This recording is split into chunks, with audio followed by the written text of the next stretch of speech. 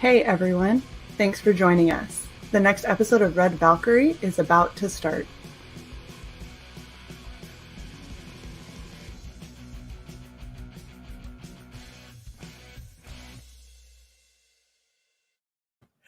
Hello and welcome to another episode of Red Valkyrie. I am your host, Shae Zombie, and I am here with a very, very good friend of the show, SK, aka Steven. How are you, sir? I'm good. It's bright and early here in Australia, 8 o'clock. So I have to freely admit, I haven't got up this early for a while. I mean, there's not really a whole lot of a reason to, with everything going on in the world. Most of us are just kind of stuck at home anyway. So I don't usually get up before 8 unless I have to go to work. So Yeah, I know. Schools are reopening here as well. So my girl's going back to school for the first time actually in months. Oh, that'll be awesome. That's really exciting. Well, we are here because you have a new campaign. It's for Terralympus 2. And basically, if you are somebody who is into accurate fight scenes and really cool space drama, like this is where you need to be, right? Oh, definitely. All right, so I'm going to kick it over to you to give your pitch, and we'll just scroll along. Sounds good. Look, like Shae said, look, it's a lot of the sci-fi in that we used is based on real-world technology. So a lot of it is the basic of it is really Earth is gone, and all of humanity now lives aboard this giant space station called Terralympus. One of the things about it is that it's a closed loop system. So, there's nothing else everything that exists, it exists on the space station. It takes the point of view of Mia. She's an engineer on the space station. And when she finds out something weird's happening, she keeps digging. And the more she digs, the more she finds out, hey, something is not quite right here. No spoilers, but you're gonna feel for her. She actually gets put through the ringer. She finds out, oh my god, this is existing, and she finds a hidden conspiracy behind exactly what happened to Earth. She discovers, and then also what's happening on the space station. If we freeze for 1 second, I love that cover. That's by Sebastian Navas. I don't know if you've interviewed him before, but the creator's name is Gilbert, and he did Galactic Rodents of Mayhem. I think Grom. Yep. Yeah. He was on, and I attempted to be a capybara, and it was really horrible. But yeah. But yeah, no, the artwork there is fantastic, and I begged him, say, oh, look, can you just do me a variant for me? And he did. He was great. I normally am like a complete and utter, like I'm all about color, right? I want everything to be bright, vivid, like Skittles vomit kind of color. When I went to go and back this book, this cover, this is the cover. This is not only that made me stop and actually really pay attention to what your book and your story was, but out of every possible, you could have put up any other cover, and I can't think of one that I would have wanted more than this one, despite being grayscale and everything, because it's so well done, and there's so much to see there. It's one of my favorite pieces that I've seen come out of CG. Oh, I'll pass it back to Sebastian. I'm sure he'll love that feedback. I'll make him watch the video. Yes, make him watch and help me get my watch hours. We'll do. I'll tell him you have to watch it, and you have to watch the entire thing, because we talk about you at some point. Yes, and we'll just be like, we might talk about you multiple times. You don't know. We'll talk about it at the end as well, so that it again. Oh my gosh, it's just so pretty, and it's so cool when you start going through these pages. It's a gut punch, dude. Yeah. I talked about this on some other streams, and I'll talk about here as well. Look, I've done color books before, so color is not a big deal for me. But when we grayscale, you saw that, you know, the space in the background, and we grayscale the characters. I think I made the right choice. I'm still 50-50 about it, and I might still come back, you know, down the track to color it up. But as of right now, I love the black and white. You get so much details in it. With black and white, if the line art is very detailed, it really brings it out more than color. Yeah, it really can. And I think that the feel that you're kind of going for this, I think you capture it pretty damn well with the grayscale. And while yes, I could 1,000% see this in color, and there's no reason why you couldn't do this in color.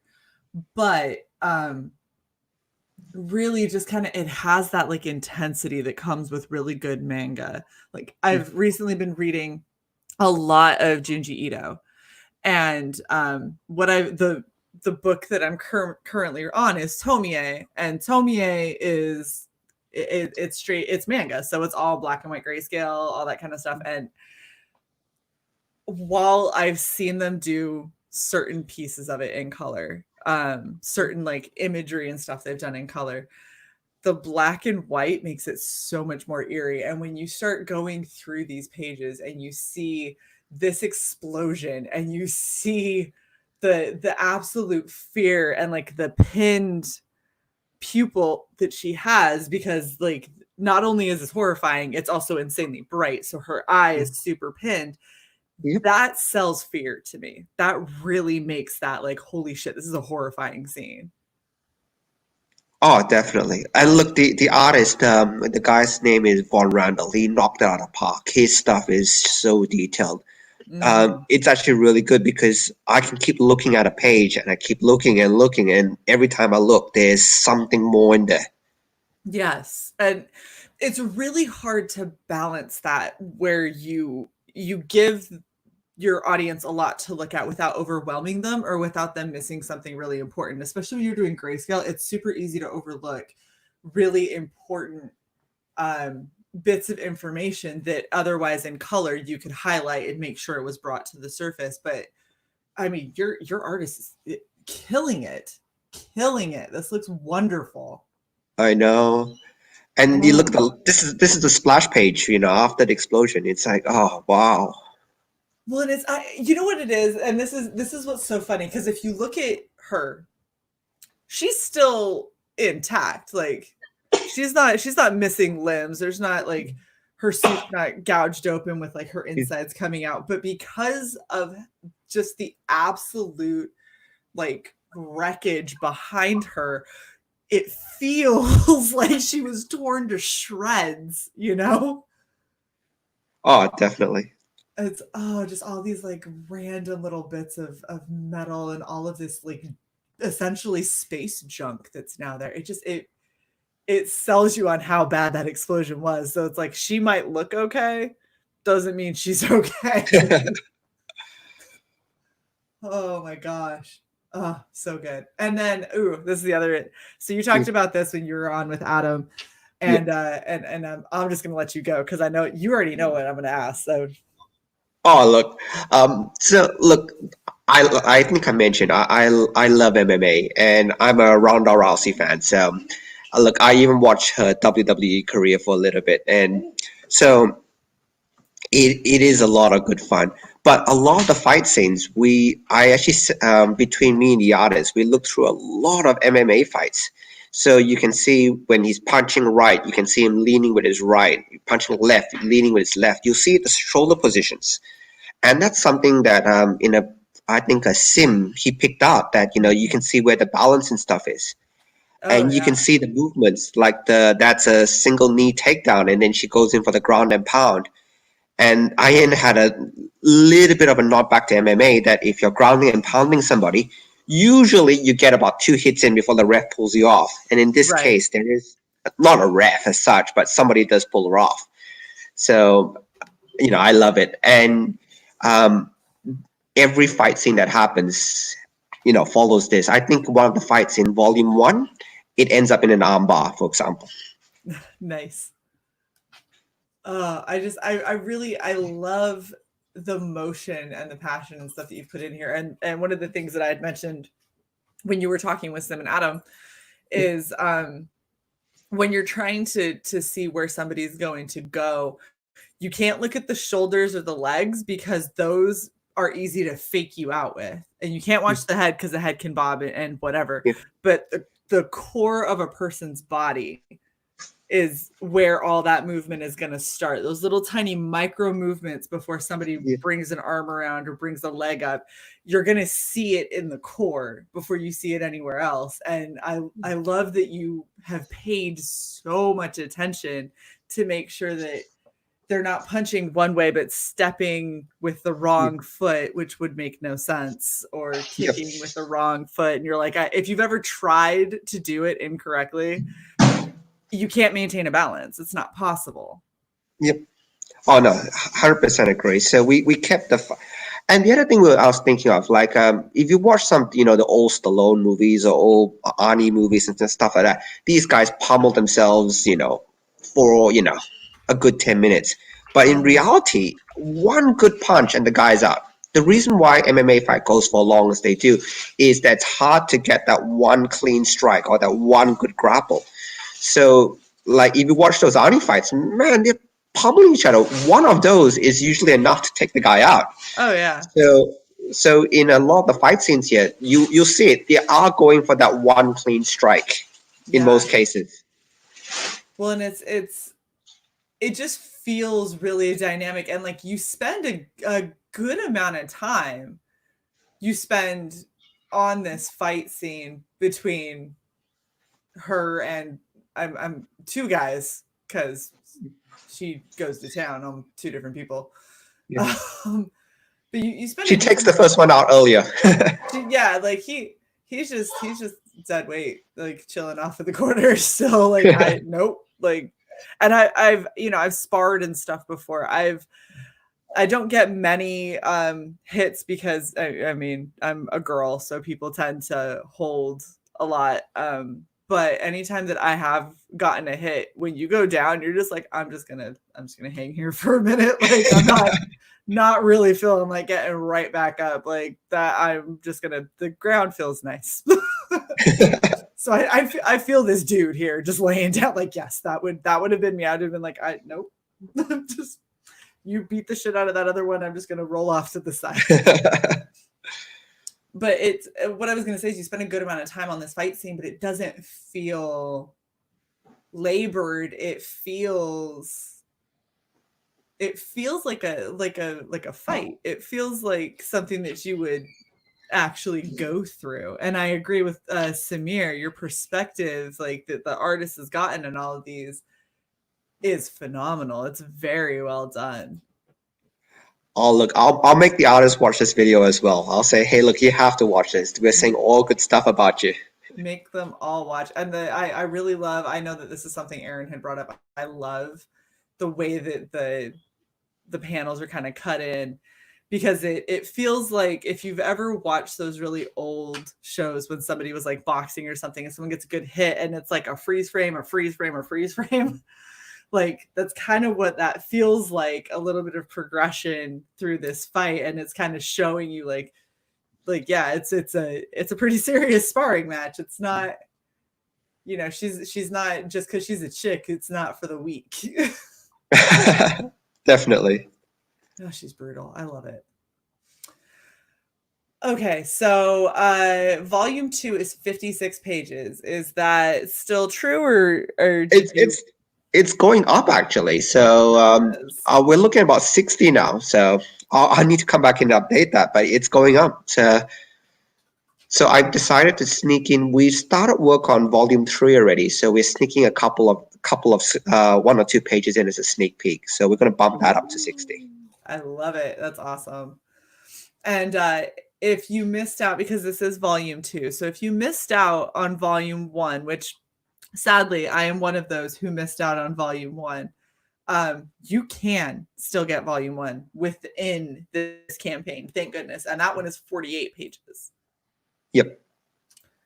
So and they're being printed glossy interior paper. Look at you, you're getting all fancy. Nice card cover. I'm a paper snob, so I'll run through just in case people don't know what GSM is. So standard copy paper, reflex or whatever, that's 80 GSM. This one's the interior for this is 150, so it's almost twice as thick as normal paper, and it's not a standard print copy finish. It's actually a glossy finish. So when you get it, and I know you backed a Wordsmith as well. So when Wordsmith arrives, you can touch the paper, but it is a very glossy finish, and the pages will last forever.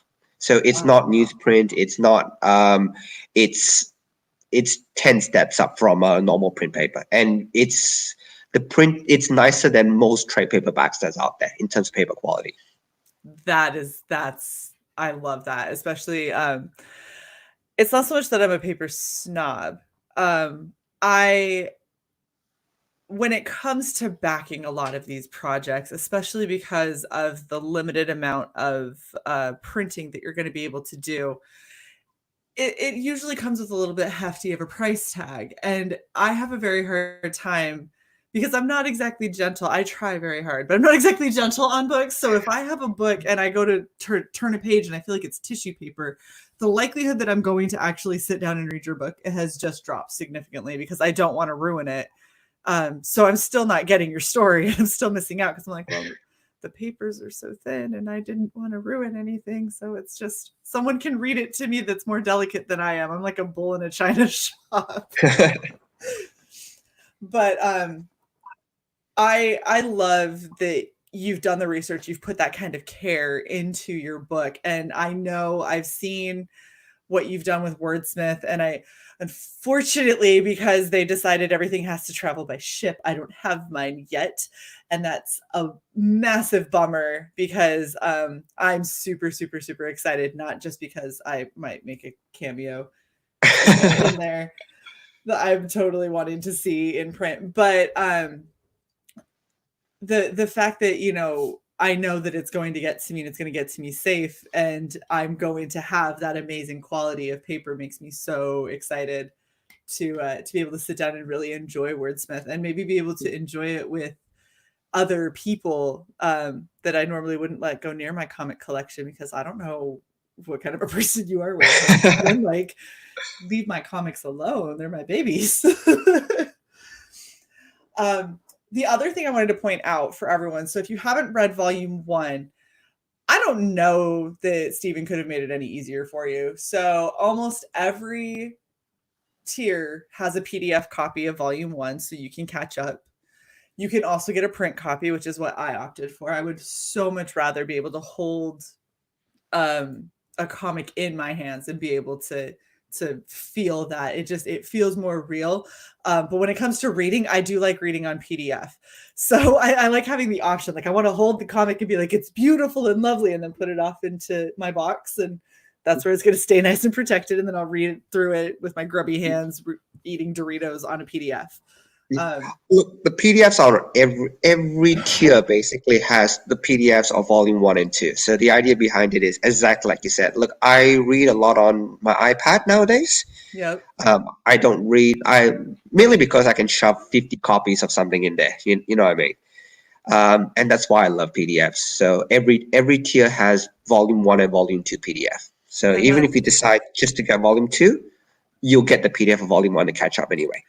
Which is amazing. And it's so great that you do that. And it makes that makes me really happy because being military, I get moved around a lot. I travel a lot. I get without my stuff a lot. But the things that I always have some kind of smart device that I can read these kinds of books and things like that on. And so I just have a folder. It's just called comics. And it's just filled with all of these PDF versions of comics that people have offered. And I get so sad when I back one and it doesn't have a PDF version. I'm like, I totally understand where you're coming from and it's fine. And I'm just like, but it's not in my folder. And so I can't take it with me if I want to read it.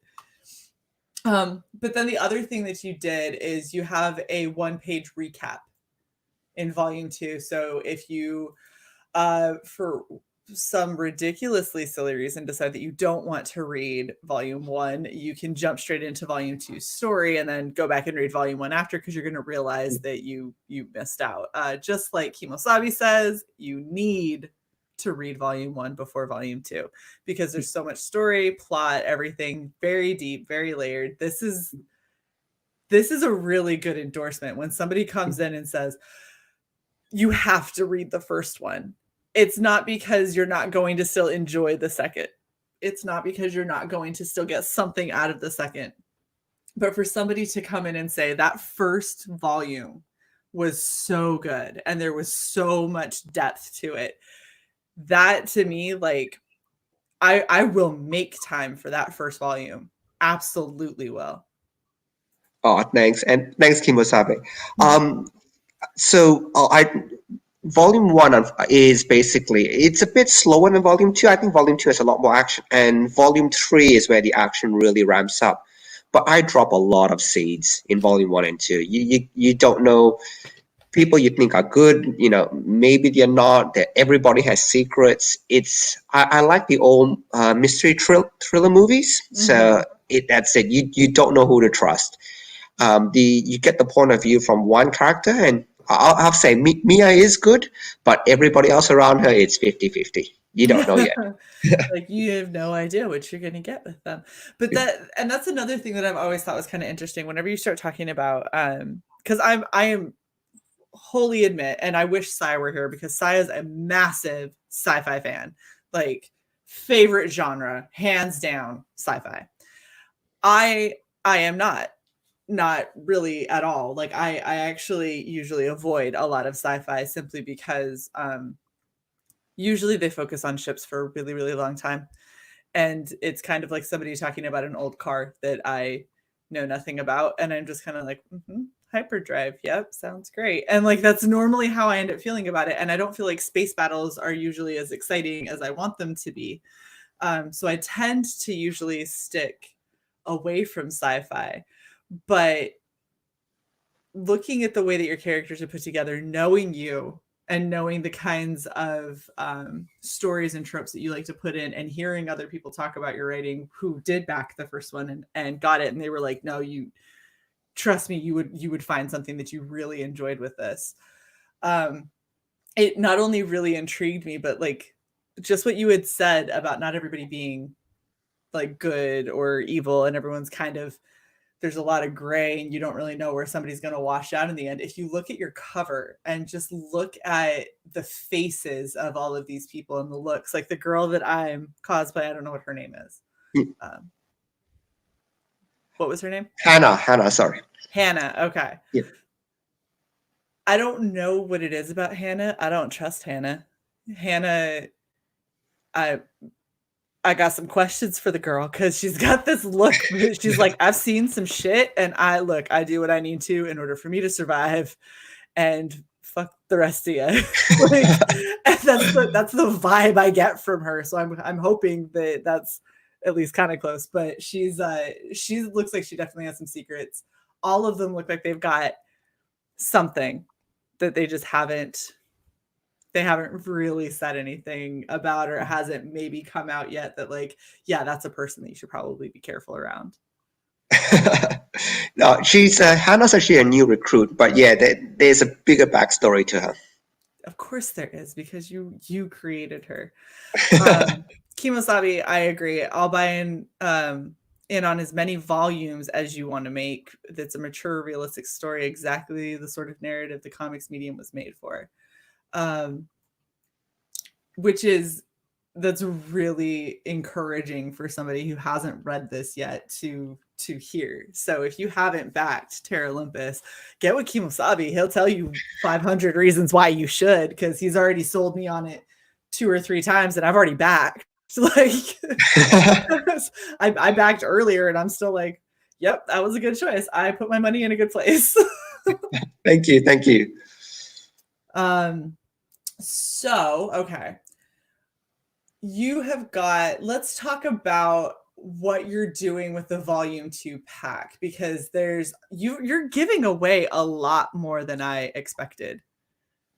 And for a really good price. So Oh, look, you get the book. You get this small little business card, card size. So that's the Virgin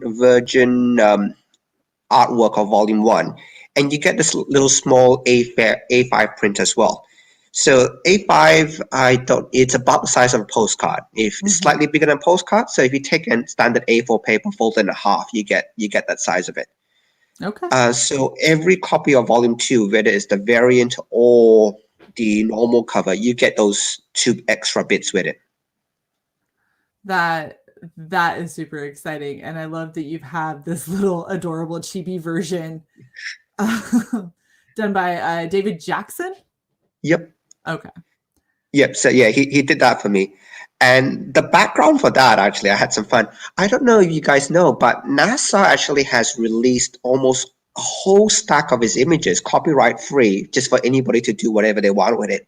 So you might not be able to see it from the screen, but that background is actually a NASA photo. So as soon as NASA released all the images, I've just been downloading. I don't have enough space. I do not have enough space for all their photos, so I'm just picking and choosing. But that's one of the NASA background spaces. It was funny because I was trying to figure out what it was about that was catching my eyes so differently. And the second you started talking about, oh yeah, and this is about the size of it, I looked at it and I went, that's an actual photo of space. Like that's what it is. 100%. So that's really kind of a cool little like throw in there, especially with an adorable chibi version up front to have real space in the background. And then of course you can pick between the regular cover or my personal favorite, the variant cover. I just want to sit on this for a second. It's just so pretty. I love, you know what it is? I think I've pinpointed down what it is that I love the most about this. She just is a very beautiful girl, but it's not like it's out of place or overkill. Like she very fitting into, being this mechanic, and she looks like somebody who is, excited to go and try and repair as much as she can and learn as much as she can, but she's still very feminine, very pretty. Oh, I know. Yeah, like when Sebastian gave me that, I loved it. It was like, wow, Yeah, absolutely. That like if you ever end up doing t-shirts or anything like that, like a virgin copy of that on a t-shirt and just blend the edges out, I'm down for it. That's awesome. It's just so pretty. And sorry, my brain is going crazy with merch now. That needs to be a hoodie with Terralympus logo on the front. Okay. And that on the back. Just throwing it out there. I'll definitely. I'll put that into the book. Well, something to do. My to-do list. It's on. There you go. Perfect. You need a. Also, you have this super awesome A5 print pack. So these are still that same, slightly bigger than a postcard size. Yep.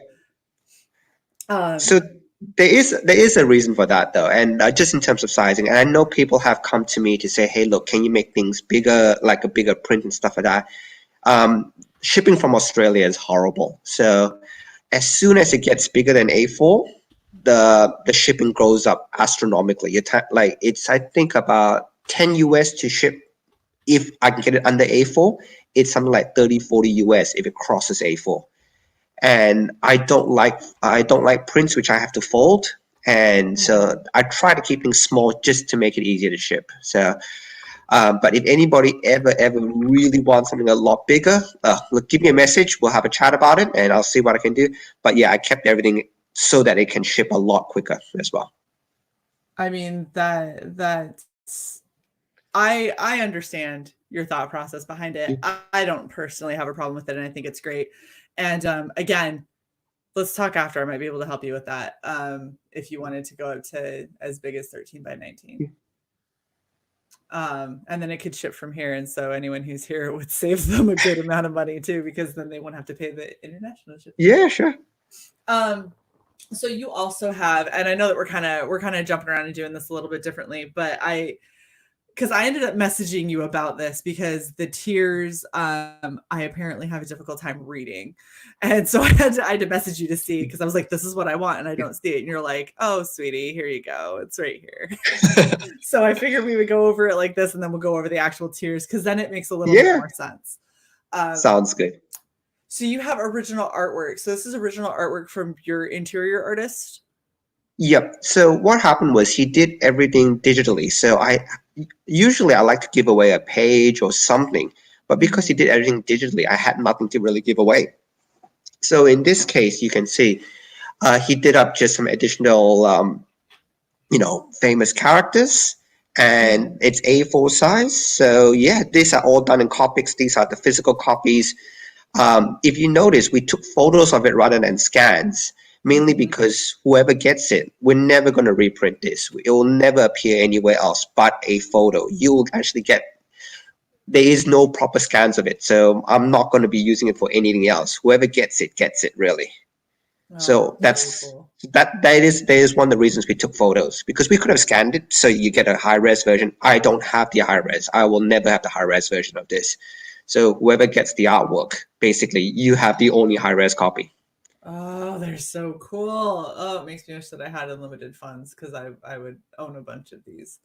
They're all they're very unique, and I love the Copic marker. Yeah. And the kind of like splash and the texture and stuff that he was able to get with that is really cool. The only bad news about that is it's only Batman and Venom left. The rest have gone. Oh, so sad, because that's beautiful. And Yeah. that is beautiful. I mean, they're all beautiful, but those are the two that I was like, they're so pretty. I was a bit sad, actually, because he would have shipped it all to me to pack out, and I would go, oh man, Batman didn't sell. Looks like that's going in my collection. This one didn't sell. Oh well, looks like I'm keeping that. Oh my gosh, they're very cool. So if you want Batman or Venom, you need to move quick, because you do not have a lot of time at all. So you actually have a decent amount of people that are on this. So I'm working with this. I'm the primary writer, but I bounce a lot of ideas with this Australian guy. His name is Sean. So look, we bounce ideas, we bounce plot points. Like for example, I tried to kill a character off, and he was going, no, you can't kill this character yet. You gotta make it more tragic, stuff like that. So it's really good to bounce plot points off, and yeah, no, he's been fantastic. So I've been working. He has his own series, which is I think XCT, which is basically gladiators in the future who are cloned to fight in pits. So look, I help him out with that, and he bounce, and it's great. We bounce against each other a lot just to get really good plot points, really good stories in. I love it. I think that as somebody who's attempting to write, there's a lot of value to be able to sit down with somebody else and go, hey, I'm having a really hard time figuring out what I want to do with this. Can we just talk it out? Yeah. And then there's me, and then we have the interior artist, and there's a guy called DC Alonso. He's actually done a lot of other books that, for example, Rob Arnold Replicator used him, and I've seen him being used actually in quite a lot of different books around.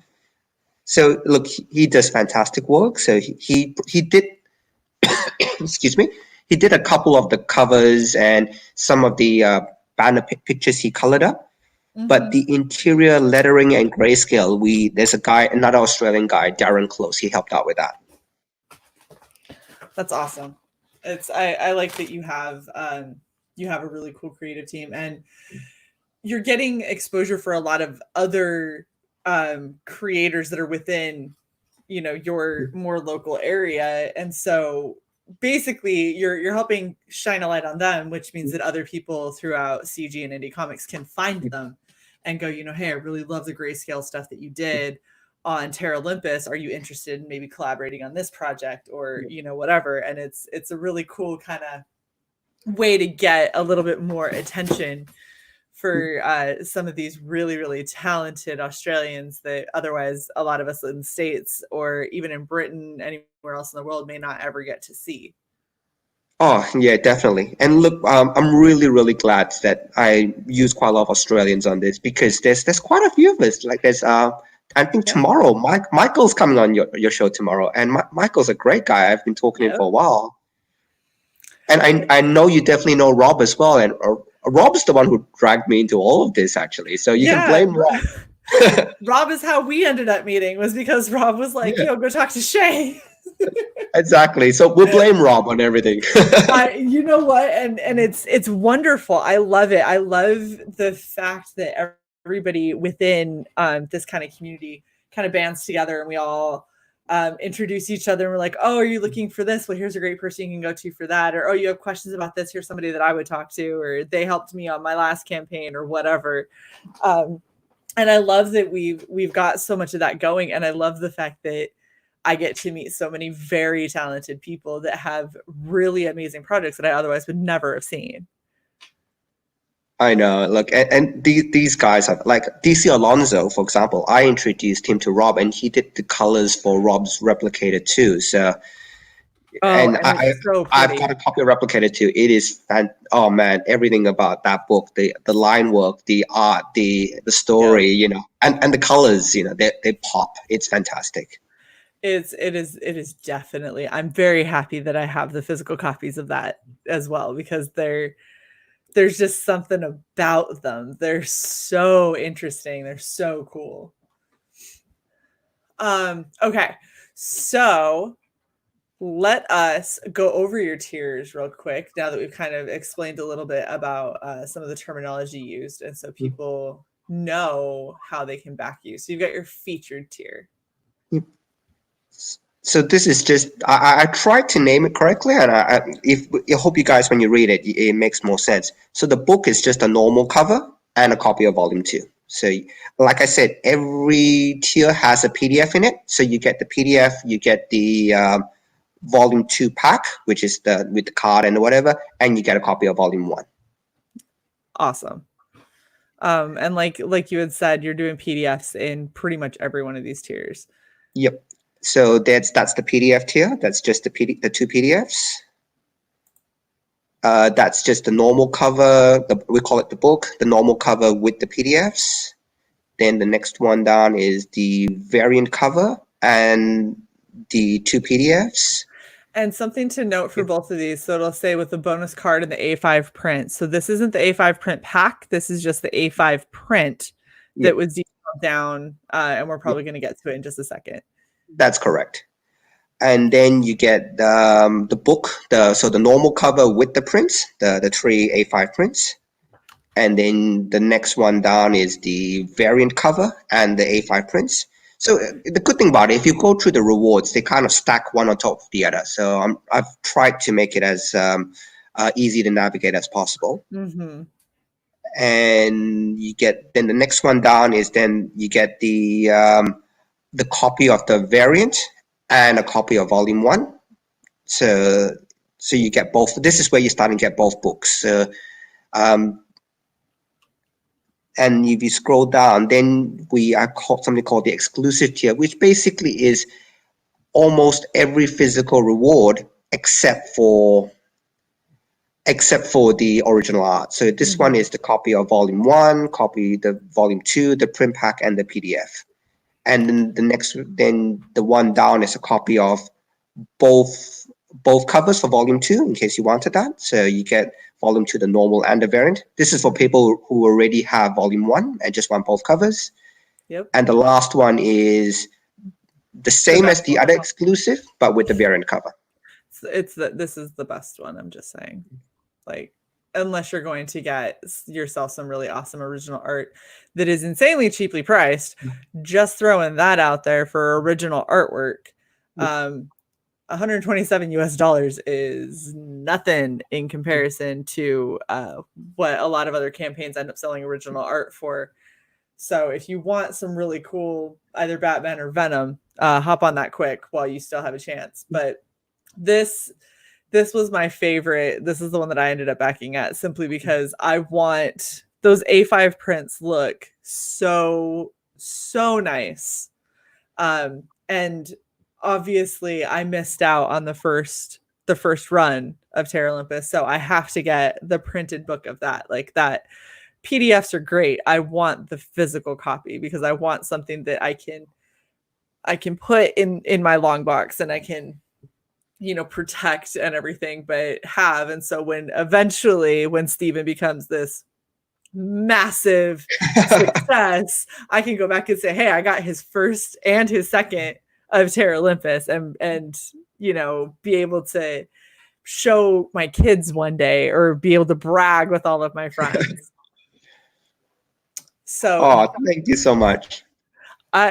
Dude, with as much kudos as you're getting for from all of these different people, you got Michael, who says it was incredible. You've got Kimosabi, that had nothing but really great things to say about it.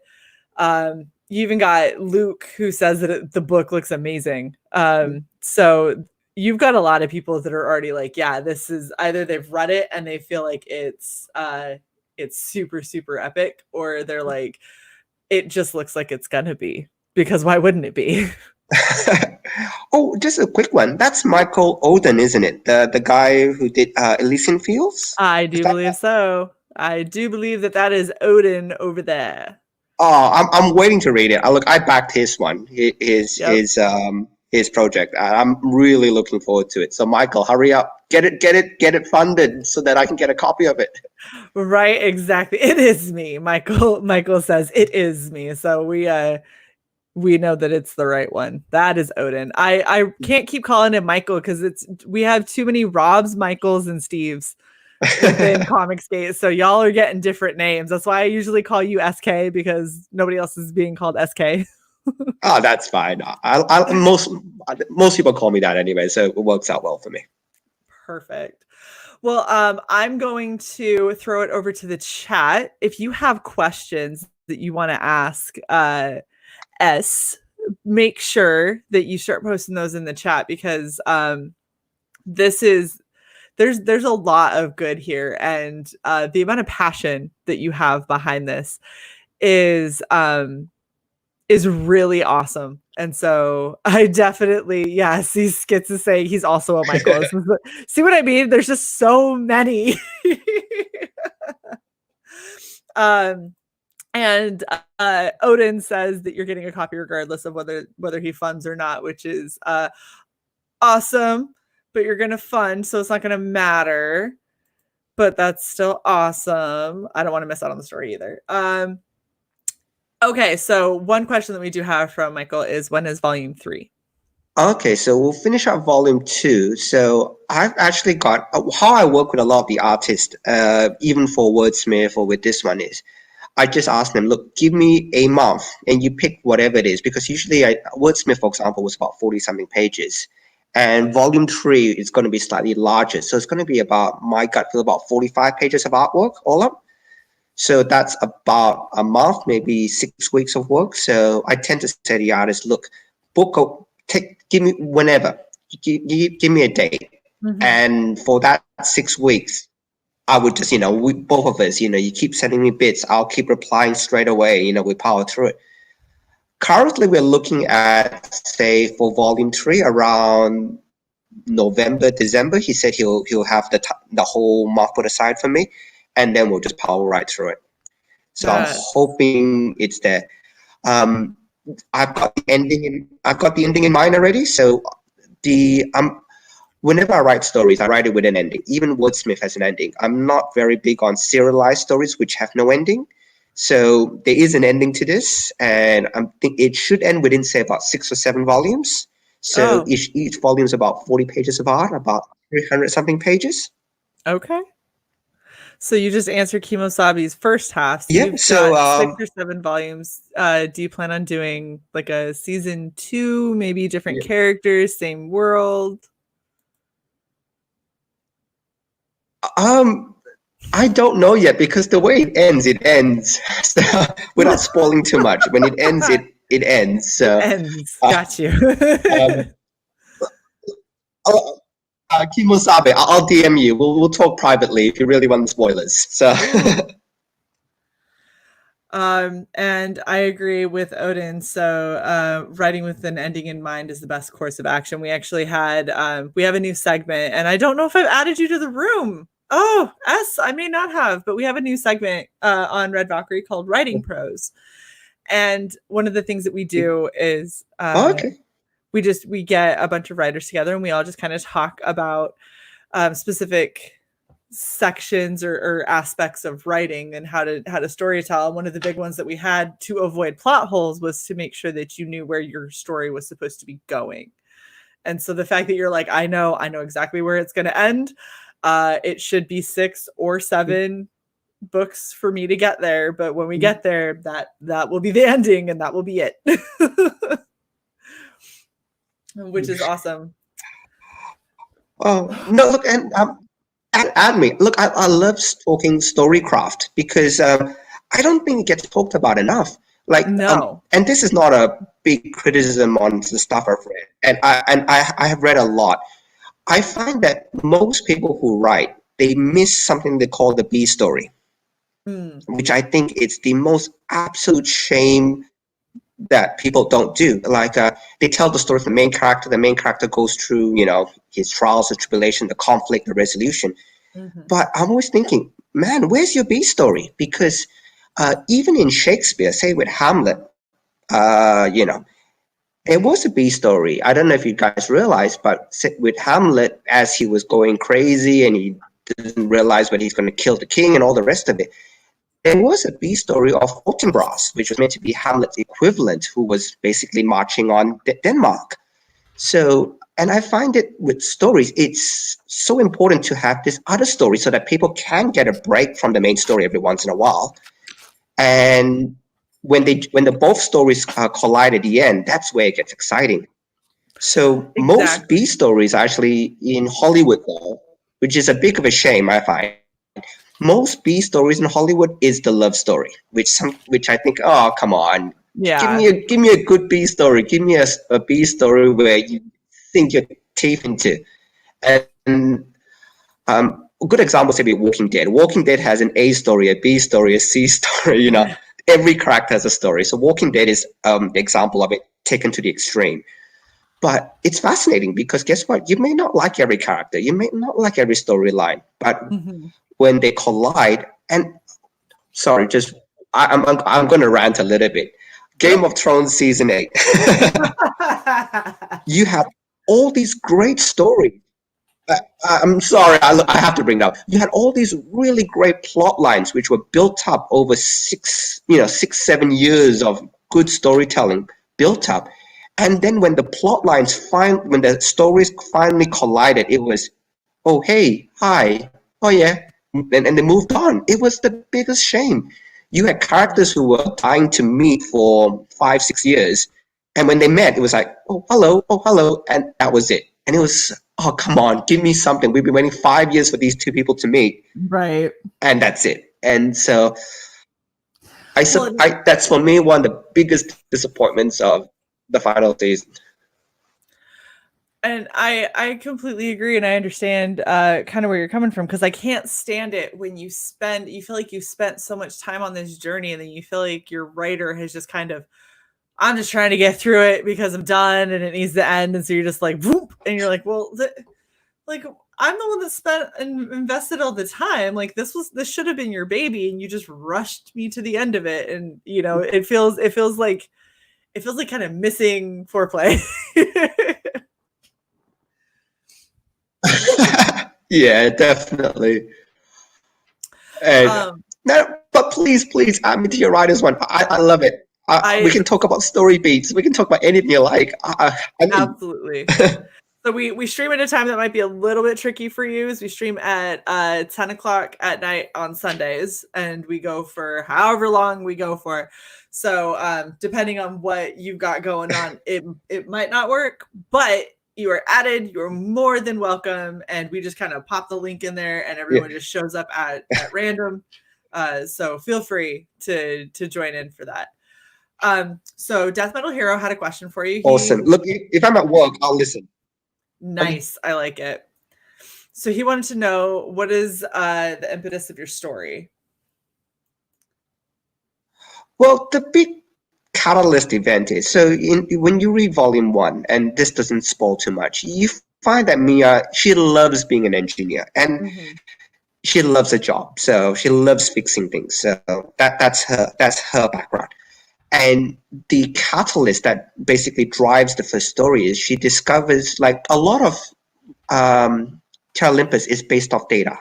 So they find out how things are working, because guess what? If something stops working, everybody could potentially die. Right. So that's why there's a lot of systems, a lot of redundancies in place. And then she finds out, oh gosh, something's not quite right with the data. You know, somebody's been manipulating the data. And basically that's that one thread that's sticking out. And then when she pulls on it, it starts pulling and unraveling. And then the more she pulls, the more, oh my God, this isn't right. And then you find out there's secrets in the background. And I love it. I love a good mystery story.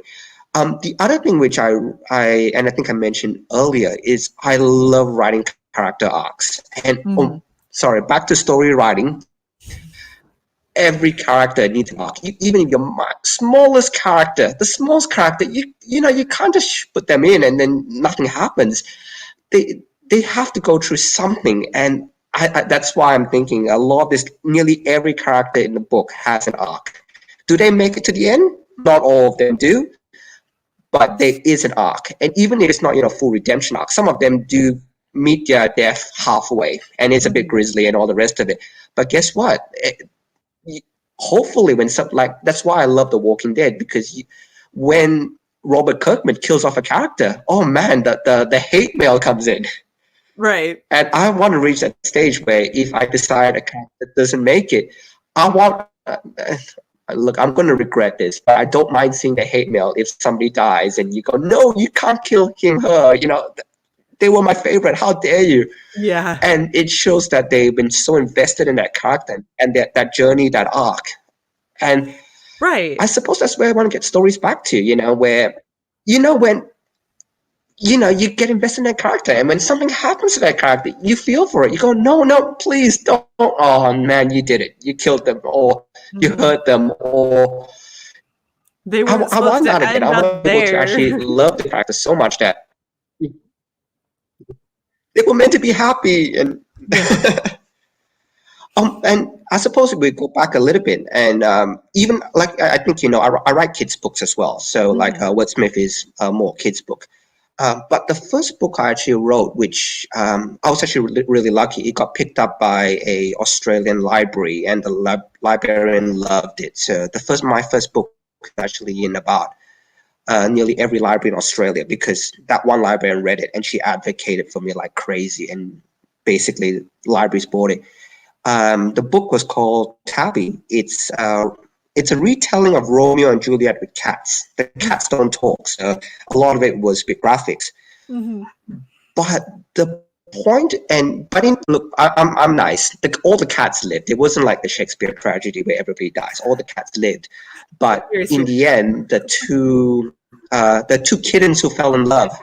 The two kittens who fell in love had to split up, because it's still a tragedy, you know.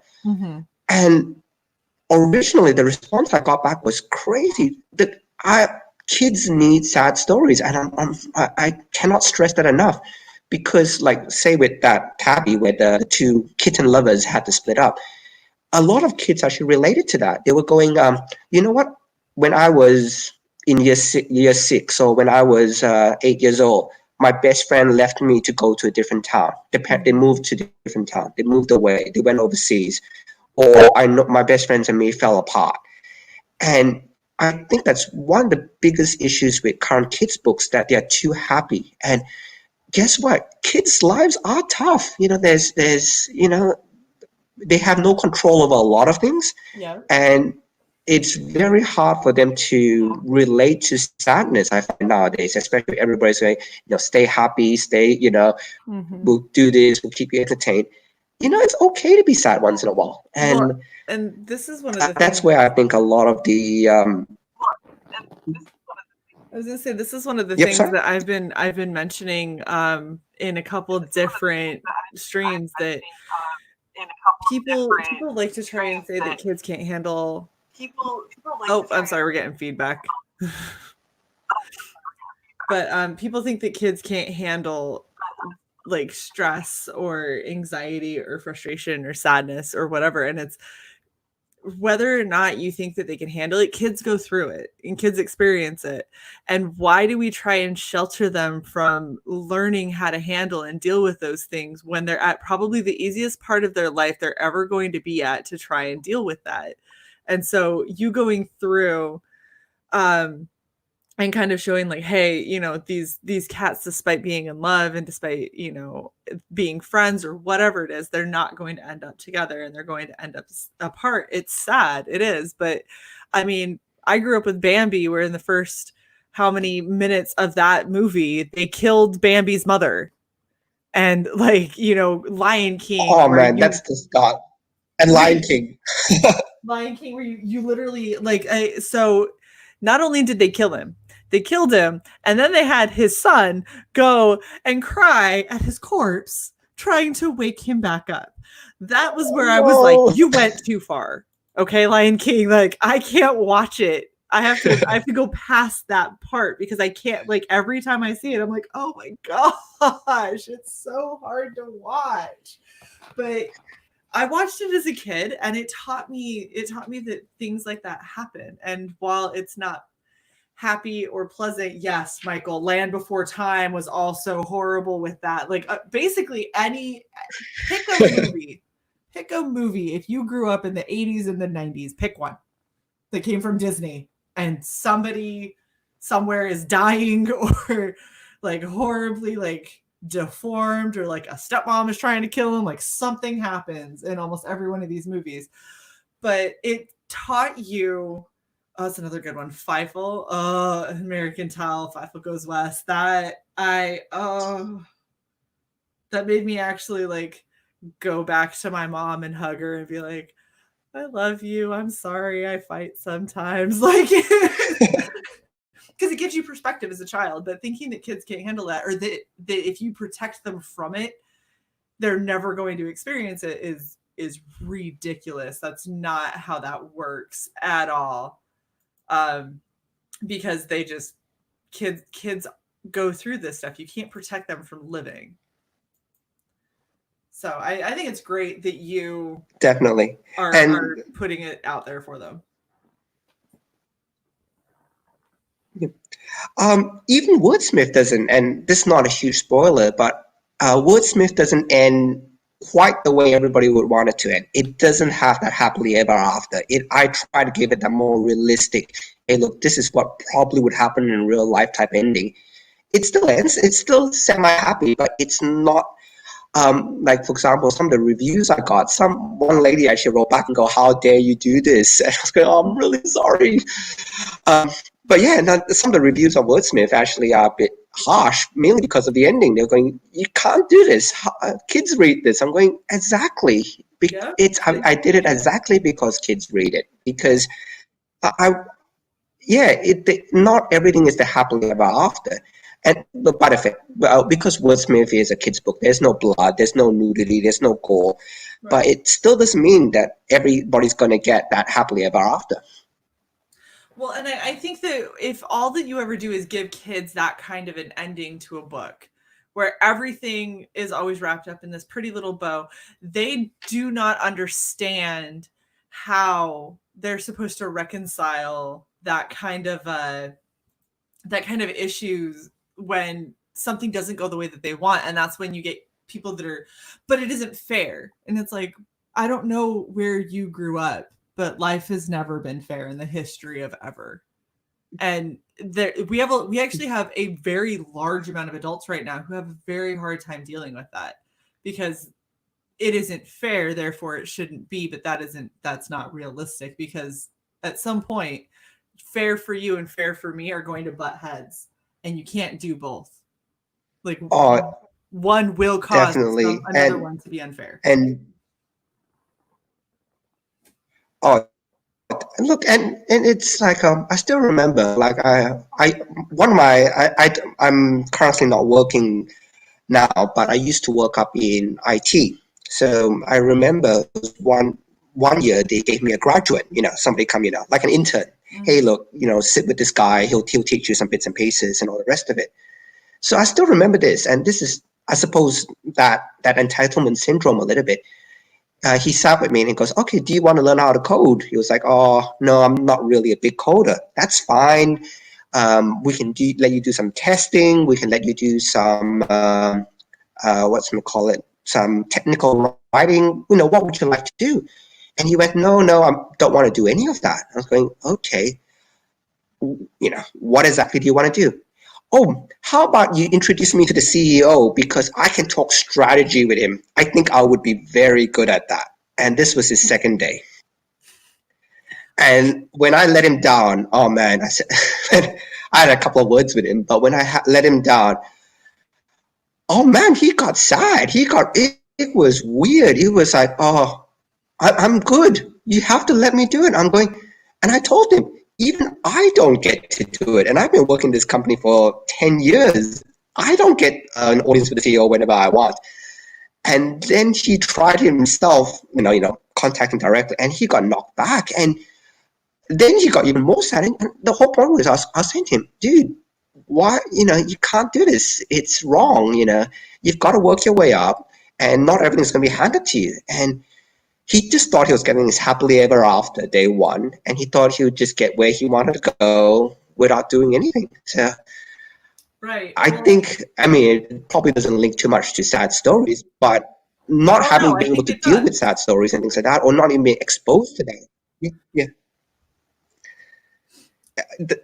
It was just weird. And look, he left the company, I think about 6 months afterwards anyway. He didn't last very long. Mm-hmm. But that entitlement, and when he didn't get what he wanted, that, oh man, this is wrong, it's not fair, even that mentality, I thought was, you know what, you need to take a step back. And that's kind of why when I do write a lot of, and by the way, I also do a lot of kids workshops as well. So I go to a lot of schools and I talk about story writing and bits and pieces. Mm-hmm. I always emphasize that you know what, don't always write the happy ending. Write the sad ending. Write the bittersweet ending. Write the conclusion, like actually resolve all the issues correctly. But it doesn't have to resolve nicely. It can resolve not the way the hero wanted. And I love that. I haven't read or seen a really good movie yet for quite a while now where it doesn't end happy. Right. Oh, we lost him. No! I was worried that was going to happen. His connection was getting a little bit rough. Oh, we got him back. I'm back. Hey, I got the camera back up. So you can see, I hope the reception's a bit better. So I'll put the camera on. Nice. So we did actually have Ideas ask the question a minute ago. He wanted to know, are you in your first 30 days or your second? Okay, so it's down to its last 20 days. So the campaign is a short campaign. It's only about it's a 25-day campaign. So that's 7 days. We're 1 week in. So I launched it last Sunday. Oh, I'm reading Michael's comment. I have seen that movie. I loved it. There was another one, The Fault in Our Stars as well. I do love those sad movies. So I've seen Perks of Wallflower, and I've seen Fault in the Stars as well. Ryder, I did not dump my good friend SK. Thank you very much. No, we were having connection issues before we started streaming, and they finally caught up to us. But hey, they took over an hour before they did, so I will take that as a win. Yeah. So honestly, the fact that you aren't obsessed with a happy ending is really refreshing for me. I hate when everything has to wrap up in a perfect little bow, because if you're gonna look at it, let's look at it from a couple different perspectives, right? First off, that it's not realistic at all. So when everything wraps up nice and happy, it's frustrating because sometimes it just doesn't make sense. And what you would have to do to wrap that up happily, oh, we're having so many issues. What you would have to do to wrap a story up happily can actually detract from the storytelling. And that's something that has always bothered me. But then you also have the fact that as an adult, when you are going through something and things kind of suck, everything always being a happy ending, that also gives you a really unrealistic view of what the world is like. It's that whole social media issue where everybody seems like they're super happy and everything's always great because all you ever see on their social media is, you know, I'm getting a latte with my best friend, or look at how beautiful the sky is over here, and oh, this is wonderful, everything's great. And then when you finally welcome I'm back, sorry. And I'll turn the video off just in case it's from my end. No problem. So what I was saying is you have, when everything's always a happy ending, you end up having that really frustrating, it's the same sort of thing as a problem that you have with social media, where everybody seems like their lives are perfect and happy and wonderful. And you don't ever realize that other people are going through shit too. And so it's nice that you're like, I'm willing to write something where my characters actually go through real human things. Oh, yep.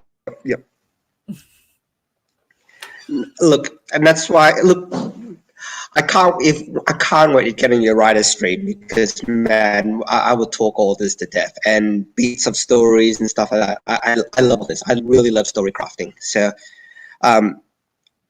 it has to have a good characters. That's the main thing. And the main thing would be is they have to go through that journey. They have to go through that arc.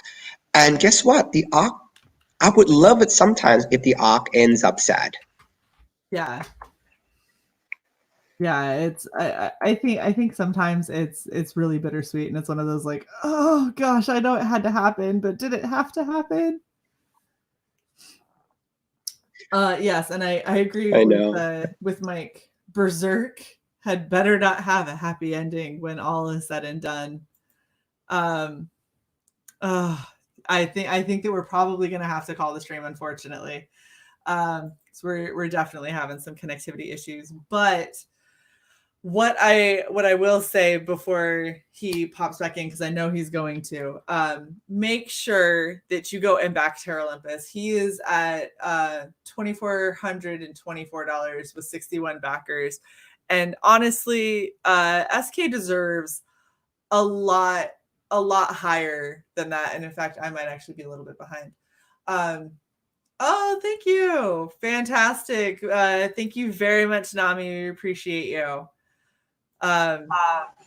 We got you a sale. Oh, thank you. What I was saying is, it's probably with the connectivity issues, it might probably be a good place for us to kind of wrap all of this up. But you deserve to be a lot higher than $2,400 for sure. I feel like this is a really well thought out story that you care a lot about, and you have awesome art to go with it, and I really think that it should get higher than where it is right now. Oh, look, I'm very happy where it is. And look, this is your dollars, so I do appreciate it, and I really hope that when you guys do get to read it, you can say, hey, guess what? There is a lot of thought into it. This isn't just a quick story. This is a lot of blood, sweat, and tears into it. So I really hope when it comes out, you guys enjoy it. I don't see how people wouldn't. Go ahead. Yeah, I was going to do the wrap up if you wanted me to, or what would you like? Absolutely. Me to do? Oh, look. So if you like science fiction, if you like a lot of real world science tech, so I don't get too science in it, so don't stress. But a lot of the designs are based off NASA designs. A lot of the stuff they talk about actually does exist. Like this one scene with artificial chlorophyll, which actually is in testing right now. So it's real. It's dirty. It's gritty. I think you guys will enjoy the characters. Again, everybody is slightly different, and each character has even different talking mannerisms. So when you do read it, hopefully you start hearing a voice in your head because they talk differently. So for example, Mia's catchphrase is simple as pie. So you start, if you start reading it, you'll hopefully start picking those characters up. The fight scenes are all as realistic as I can make it. So they're all MMA fight scenes. And I really hope you guys go enjoy it. I priced it well, and guess what? It's really cheap shipping. If you're in Australia, it's free shipping. If you're to the US, it's 10 US. So I'm hoping shipping doesn't preclude anybody from it, and I just hope, you know what, pick up a copy. And if you honestly don't like it, write back to me, and we'll have a chat. And I want to make sure you guys enjoy it. Wow. Okay, so that's an endorsement that I haven't had somebody say on a live stream, and I'm very happy to hear it be you, because I know how dedicated you are and how proud you are of your stories and how hard you work. So I expect nothing less is basically what I'm getting at. SK is amazing, and he really does care about you as a consumer. So if you are interested at all in this book, make sure that you make sure that you make it, and so he can continue to bring us these awesome stories. And yes, Pale Rider, who just got here a little bit late, it is going to stay black and white grayscale. So it is beautiful. There is so much detail. And one thing that was mentioned earlier, it isn't difficult to tell what character is what all throughout the book, despite it being grayscale, which is something that is very tricky to do. But your characters are very well designed, and it's easy to follow them throughout the story. So make sure that you go and back this. This is a wonderful looking book. It's absolutely gorgeous. And I mean, S is just one of the best guys out there. Definitely. Oh, thank you. Definitely deserves everyone's support. Thank you so much, S, for coming out. I love having you. You're always such a pleasure to talk to, and we could talk for hours and hours, but I think that our internet connection together today is going to prevent that from happening. But thank you so much for coming on. Love you to death. Can't wait to get my Wordsmith book. And the second I do, I am tearing into it. I'm going to post, and it'll be everywhere. And look, your cameo is there. It's 100% there. I'm guaranteed of it. I'm so excited to see it in print. Oh, it's so cool. Thank you, everyone in the chat, for coming out. You guys are always so wonderful, so supportive. Please do not forget to hit that like button, share out this awesome show and this awesome stream. And if you are not already, please sub to Red Valkyrie. Last I checked, we were 2 away from 800. We are moving on up in the world, and it's super exciting. But thank you guys all so much for coming out and checking all this out and supporting us. And we will catch you very soon. We have another stream. There goes my dog. We have another stream tonight at 10. So make sure that you tune in if you want to know more about writing. Writing Pros is starting at 10 p.m. right here. And we look forward to seeing you guys next time. Bye. See ya.